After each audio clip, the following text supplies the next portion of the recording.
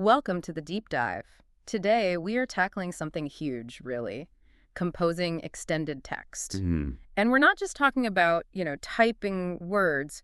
We're diving deep into the cognitive science behind professional writing expertise. Yeah, it's a fascinating stuff. Forget that image of the lone genius pulling ideas out of thin air. Right. We want to get into the psychology, the neurology, basically the mechanics of how expert writers actually do what they do. And it is mechanical in a way, or at least there are underlying cognitive systems. The source material we're digging into from Ronald Kellogg frames writing not as like a simple skill. No. No, it's Yeah. a massive cognitive challenge. You're thinking, using language, pulling from memory, all at the same time. It's incredibly demanding. Right. And for a pro, someone writing complex stuff, trying to connect with the reader, Kellogg says it basically overloads all three of those functions simultaneously. It really pushes the limits. So our goal today for you listening is kind of a shortcut. We want to unpack the science, bypass maybe years of just guessing, and understand the cognitive architecture. The systems the expert mind uses to handle these demands. Yeah, exactly.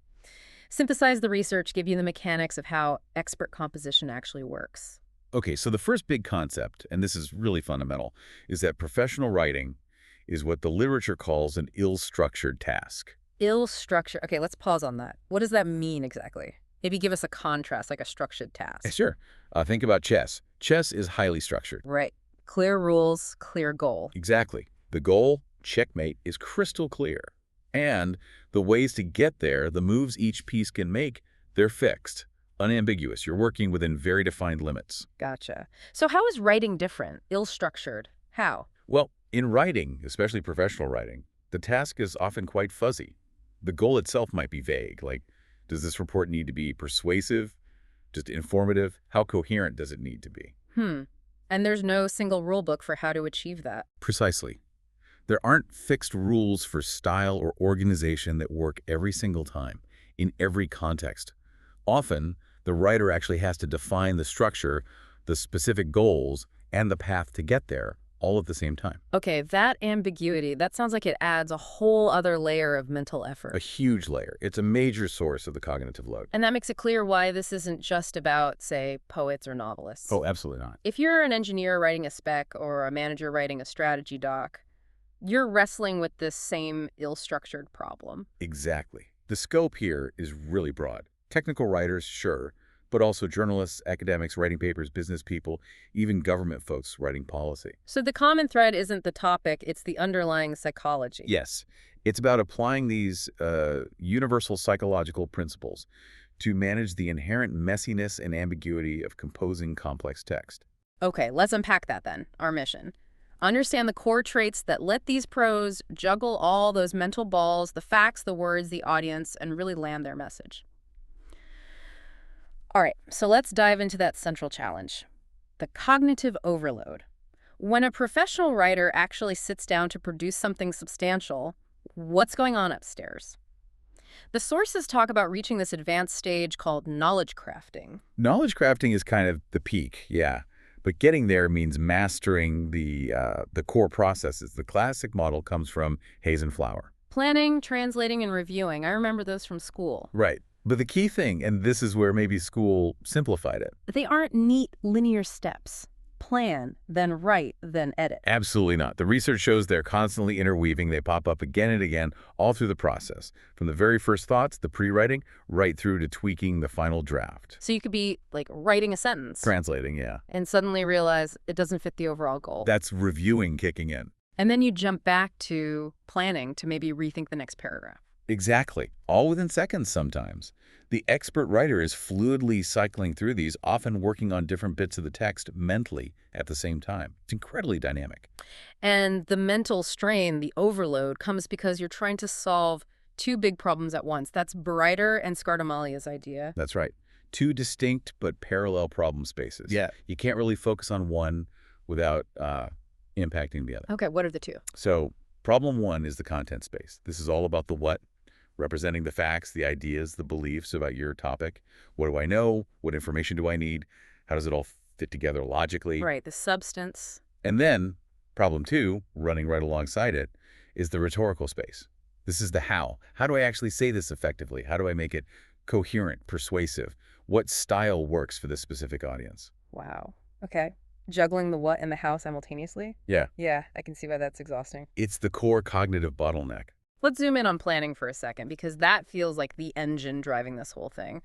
What does expert level planning involve? It's more than just making an outline, though that can be part of it. It's generating the core concepts, setting those high-level goals for the text, and figuring out an organization. Hmm, But the outputs of planning are really diverse. not just words. No, not at all. It could be abstract ideas, mental images, maybe even just feelings about the direction.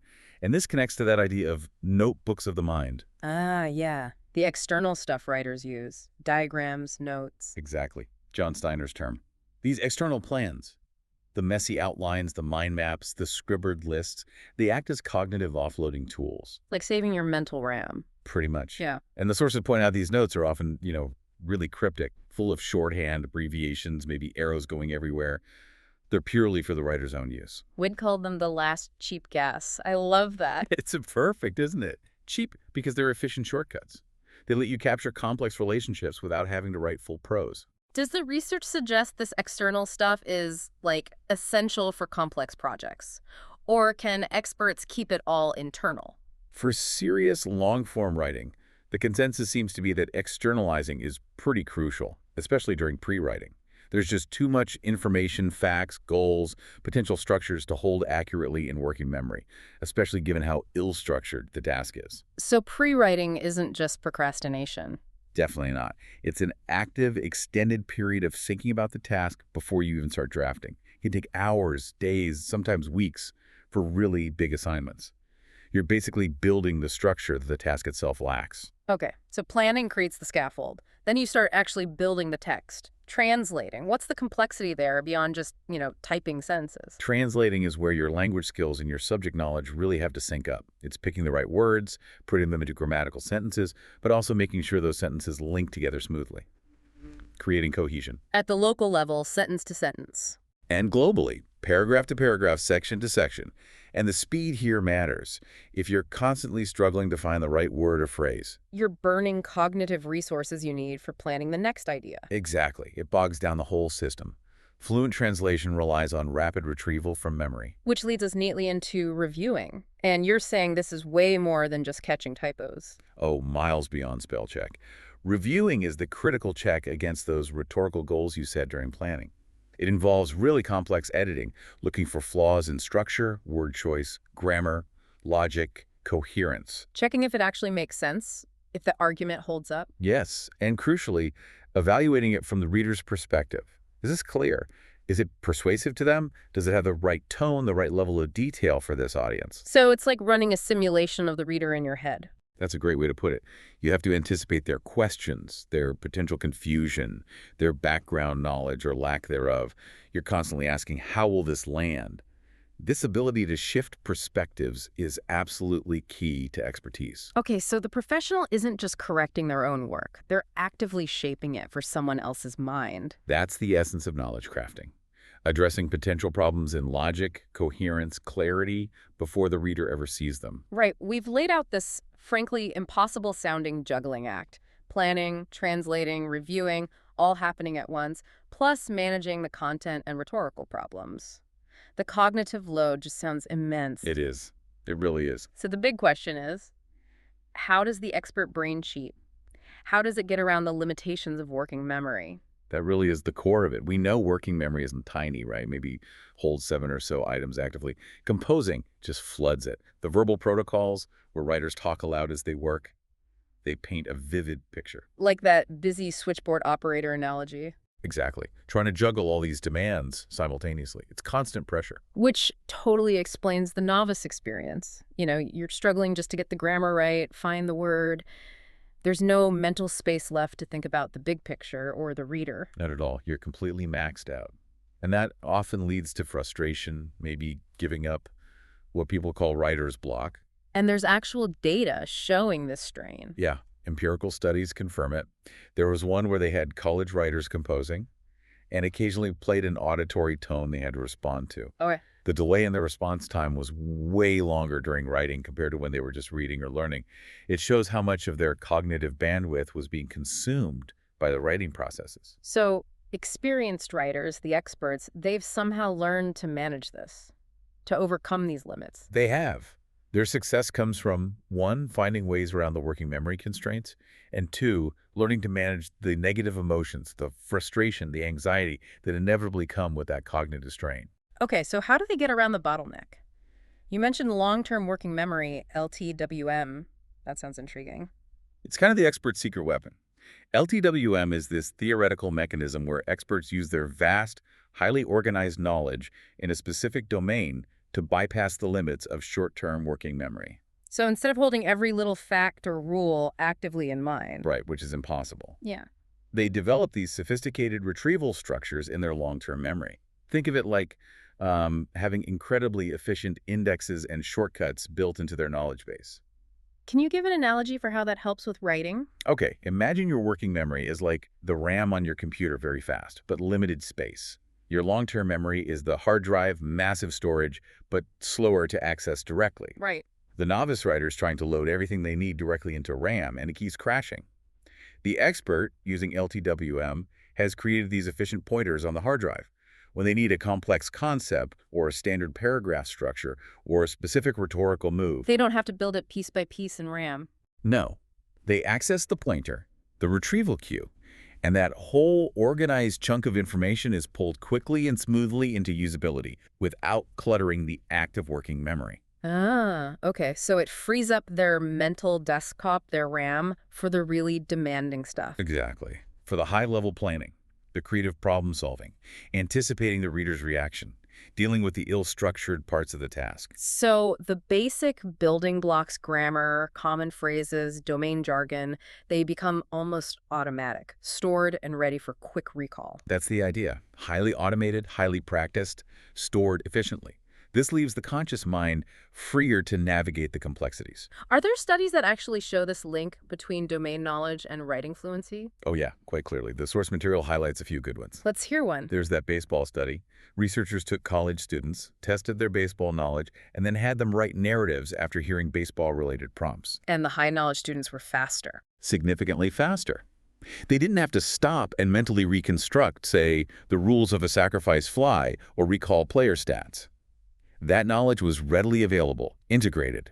It allowed for much more fluent translation of ideas into text. That makes perfect sense. Less pausing, less cognitive searching. Right. And another strong example, shifting slightly from pure writing to the underlying knowledge access. Okay. Engineers were asked to brainstorm issues for a new automated bus ticket system. Compared to other groups, like advanced chemistry students, or even technical communication students. The engineers came up with way more ideas. 62% more ideas than the other groups combined. Now, this wasn't strictly writing, but it shows how their deep domain expertise allowed for rapid, structured retrieval of relevant concepts from their long-term memory. That's the essential fuel for effective tactical writing. So expertise isn't just general good writing skills. It's deeply tied to knowing your subject inside out. Hugely domain-dependent, absolutely. Now, let's get even deeper. What about the brain itself? Neuroimaging, fMRI, PET scans, what do they tell us about where this happens? Well, the basics are pretty established. The left hemisphere is generally dominant for language understanding it, producing it. You've got Broca's area in the frontal lobe, crucial for speech production, and Wernicke's area further back, key for comprehension. That's the language machinery, the nuts and bolts of translation. Pretty much. The grammar engine, the word retrieval. But where does the high-level stuff happen? The creativity, the planning, dealing with that ill-structured ambiguity, making those non-obvious connections. That seems to involve the right hemisphere more, especially the prefrontal cortex.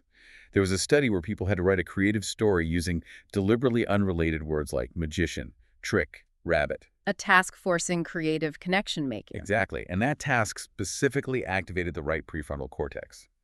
This area seems to support what's called divergent semantic processing. Divergent semantic processing. Is that basically a fancy term for the brain's ability to brainstorm, to find links between things that aren't obviously related? That's a good way to think about it, yeah. It's about generating remote associations, seeing novel combinations, making those intuitive leaps that structured, logical left-brain thinking might miss.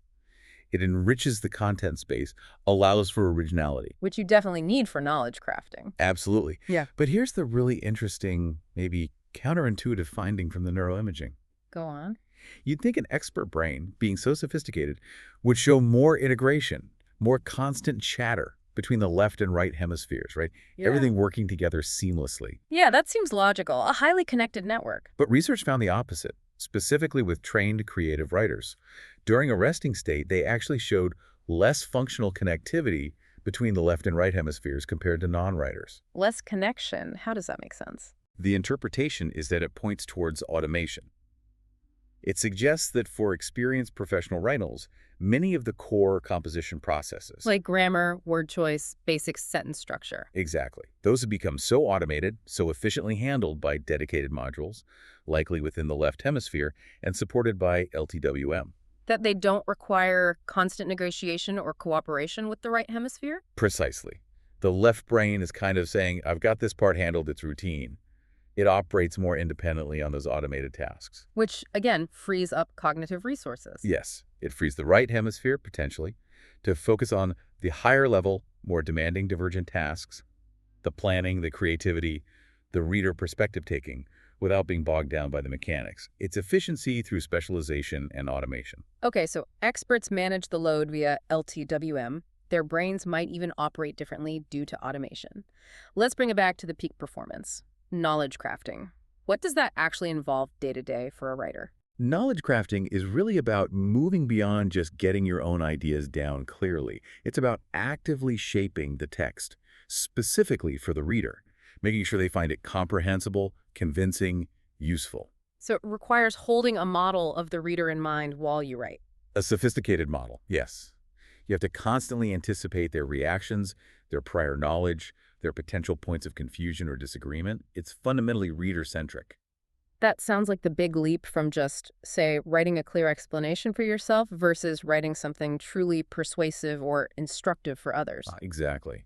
The sources mention that revision for professionals, like academics, isn't just about fixing errors. It's about looking at the form or shape of their argument and always maintaining a concern for their readership. Trying to preempt objections, maybe. Yes, or making sure the logical flow works for them. Mhm. And they draw on this huge repertoire of language patterns, rhetorical strategies stored in LTWM Kellogg notes.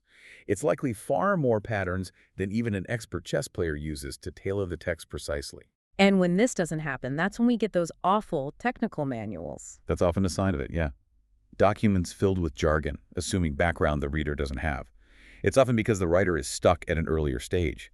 Maybe knowledge transforming, restructuring their own thoughts, or even just knowledge telling, dumping information. They haven't made that leap to truly considering the reader's cognitive journey. Professionals are just much better equipped, through experience and practice, to handle that challenge of making complex internal knowledge accessible and persuasive externally. How does this expertise show up in just the raw output, like speed and fluency? There's a strong link to verbal ability, which itself reflects that efficient LTWM retrieval. Studies show experienced writers produce significantly longer bursts of writing. Bursts, like how many words between pauses? Yeah, roughly. Professionals might average 10 to 12 words per burst. Undergraduates, maybe only 5 or 6. Wow, that's double. A 12-word burst could be a whole complex clause or sentence. 5 words is not much. It's the difference between flowing smoothly and constantly stopping and starting.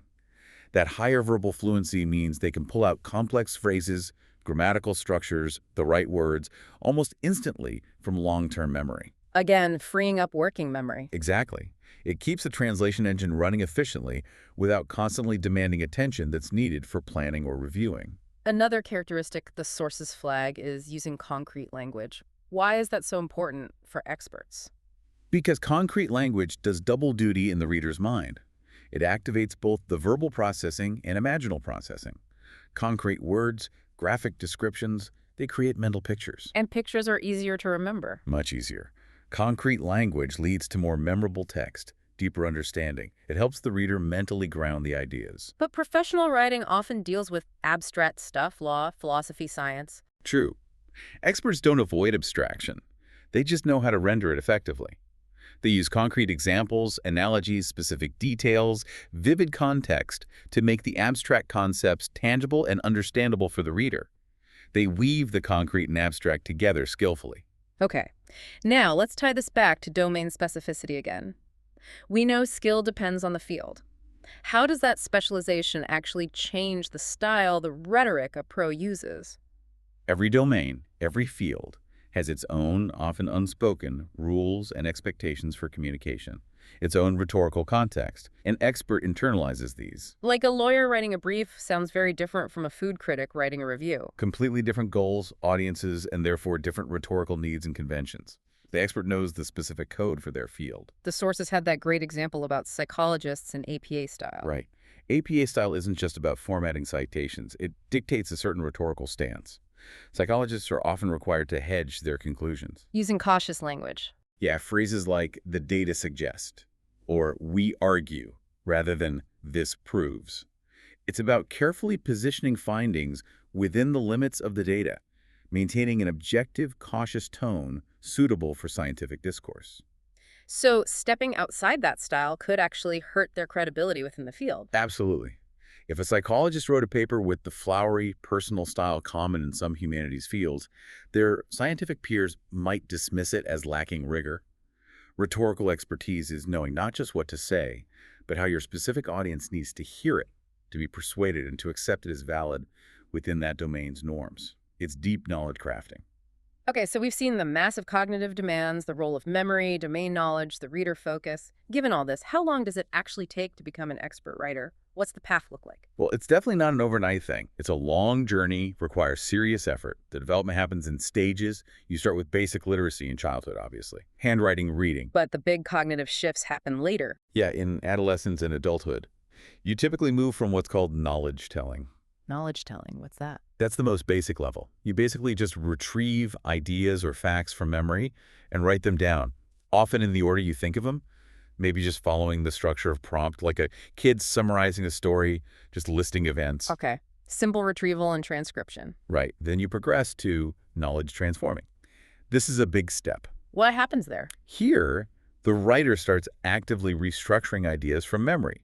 They're not just dumping info, they're reorganizing it based on a specific rhetorical goal to persuade, to explain clearly, etc. They're comparing what they've written to what they intended to write and revising accordingly. That sounds more like adult writing. Academic papers, professional reports. That's the foundation of it, yeah. But even reaching fluent knowledge transforming takes time. You need to master the mechanics, handwriting, basic composition. The sources suggest that takes about a decade, give or take, including schooling. A decade just to get reasonably proficient at transforming knowledge. Roughly, yes. And then you're ready to start seriously developing the highest level knowledge crafting. And that takes many more years of focused, domain-specific work. Which brings us right to the 10-year rule. Exactly. That idea, coming from studies of expertise in chess, music, science, it seems to hold very strongly for writing, too. The sources are pretty emphatic. It's about sustained effort over time, not innate talent. What's the evidence for writers specifically? Well, that study of 66 poets is quite striking. What did it find? 83% of them published their first notable work 10 years or more after they seriously started reading and writing poetry. Wow, so even just getting your foot in the door professionally often requires a decade of prior immersion and practice. It seems to be the common time frame. And looking at contemporary fiction writers, the average time from their first publication to their acknowledged best publication was another 10.6 years. So maybe 15, 20 years from starting seriously to hitting their peak? For many novelists and poets, yes. Developing the mechanics, the cognitive strategies, mastering knowledge crafting in their specific genre. It often takes that long before major success.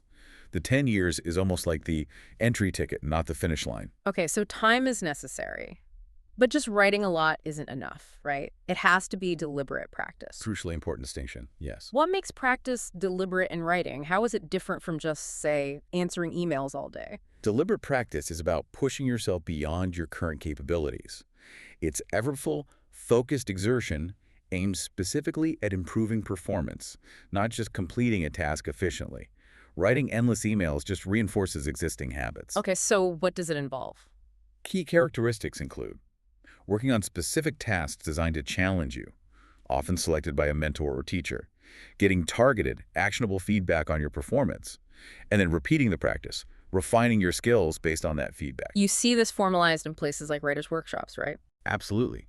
The Iowa Writers' Workshop is a classic example. Or Good journalism schools, like the University of Missouri mentioned in the sources, they provide that structured environment, the expert feedback, the challenging assignments. Even specialized courses, like business writing for accountants. Yes, those can be effective too if they incorporate that focused practice and detailed feedback on things like organization, style, clarity, adapting to professional norms. It's about systematically identifying weaknesses and working to improve them. Okay, makes sense. Now, beyond the skills and the cognition, the sources also stress the emotional aspect of becoming an expert writer. This sounds like a really tough gig mentally. It often is. Kellogg refers to it as a lonely task. The sheer self-motivation required to put in the long hours, often in isolation, wrestling with these difficult cognitive demands. It's immense, The cognitive load itself can be depleting. terribly depleting. And the pressure to produce, often under deadlines, while juggling all those mental processes, can really drain your motivation. So managing your emotions, your affect, becomes critical for long-term success. This really validates the experience of writer's block, then. It's not just laziness. No, it can be a genuine response to overwhelming cognitive and emotional strain. The system just shuts down. What are the main emotional roadblocks that aspiring experts, like PhD students, for instance, tend to face? The research points to a few key ones. One is just general emotional blocks and procrastination, often stemming from the difficulty. Another is perfectionism. Perfectionism sounds like it should be good, but it's a hindrance. It often becomes one, yeah. Setting impossibly high standards for the first draft, for example, can lead to paralysis. You're afraid to start because you know it will be perfect immediately. Also, a belief that talent is fixed, that it's innate that can stop people from putting in the necessary effort. And this leads to blocking. Blocking is kind of the acute manifestation. It can involve burnout, feelings of panic, obsessive worries about the work, impatience, and a huge amount of evaluation, anxiety, fear of judgment, fear of failure. So professionals have just learned to push through this. They learn self-regulation strategies. They learn to tolerate the negative feelings that often come, especially early in a project. They develop realistic expectations, manage deadlines better, maybe work on keeping their emotional arousal lower to sustain the effort over the long haul. How do they deal with that perfectionism trap? Often by embracing the messy first draft. They learn to separate the translating phase, just getting ideas down, from the reviewing phase, making it perfect. They trust their revision skills. Trying to make it perfect while drafting overloads working memory. Experts decouple those processes better. Okay, so they manage the negative. What about the positive side? What keeps them going through all this difficulty? Flow states are really important here, that concept from Csikszentmihalyi. Right, being totally absorbed in the task. Exactly. When your skills are well matched to the challenge, you can enter this state of deep concentration, lose track of time, feel intrinsically motivated. Creative writers, for example, often report feeling a real positive mood boost after writing, more so than after other creative tasks like drawing. So the flow itself is a reward. It's a huge part of the reward for many professionals. That feeling of effortless action, of being in the zone, it helps them push through the difficult, frustrating parts. It's psychologically reinforcing, essential for sticking with it for those 10+ years. And finally, do experts develop specific habits or rituals to help them get into flow and manage the whole process? They definitely do. Often idiosyncratic, personal habits, but they tend to serve a few core self-regulatory functions. Such as? 1. Focusing attention, cutting out distractions. 2. Altering consciousness slightly, making it easier to slip into flow. 3. Regulating their emotional state, calming anxiety or boosting motivation. What kinds of rituals are we talking about? Oh, it varies wildly. Finding a very specific quiet place, or conversely, needing the background hum of a coffee shop, listening to particular music, or needing silence. Writing at the exact same time every day morning seemed common, maybe before other demands intrude. Physical activity, too. Yeah, some use walking or running to think through problems away from the keyboard, and others, needing that altered state, might rely on rituals involving coffee, cigarettes, maybe alcohol or other substances. Though the sources just observe this, they don't endorse it. But the underlying point is consistency and creating boundaries. Yes, it's about creating a predictable environment and routine that signals to the brain, okay, it's time to focus, time to write, and helps manage the emotional and cognitive challenges inherent in this really demanding craft. It supports the smooth operation of that expert LTWM system. So if we pull this all together for you, the listener, what's the essence of professional writing expertise? It really comes down to knowledge crafting. Right. Not just knowing your stuff, but being able to reshape it effectively while always keeping that specific reader's perspective in mind. Exactly. And the engine driving that is the expert's ability to leverage long-term working memory, using that vast, organized knowledge base to bypass the bottleneck of short-term memory. Which frees up their mental workspace to handle the complex juggling act, planning, translating, reviewing all at once without getting totally overwhelmed. And the big takeaway, really, for anyone learning any complex skill, is that the path involves moving through stages from telling to transforming, eventually to crafting. And there's no real substitute for that decade of practice. Deliberate, focused practice, coupled with learning how to manage the inevitable frustrations and emotional challenges of doing difficult, lonely, often ill-structured work. You have to automate the fundamentals to free up your brain for the hard parts. That's the core principle. Okay, so here's a final thought to leave you with, something to chew on, especially given how we write today. Hmm? Our sources mention that with modern tools, computers, word processors, expert writers can speed up drafting significantly by, well, recycling. Yeah. Copying, pasting, adapting chunks of text from their previous work. Right. They can pull from their digital archives, not just their mental ones, building proposals, reports, whatever, by drawing on this vast library of pre-existing patterns and actual text blocks stored digitally. It's like having an externalized LTWM almost. In a way, yeah, it facilitates reuse on a massive scale. So the provocative question is, if expertise relies on accessing these huge libraries of patterns, does this digital environment, the ability to instantly retrieve and reuse past text and ideas, does that fundamentally change the game? Does it speed up the 10-year rule? Or does it alter what expertise even means in this domain? Could we potentially reach that knowledge crafting fluency faster now, aided by these powerful digital tools? Or does the deep cognitive restructuring still require that decade of deliberate mental effort, regardless of the tools? That's definitely something worth thinking about next time you sit down to draft your own project. How are your tools shaping your process, maybe even your path to expertise?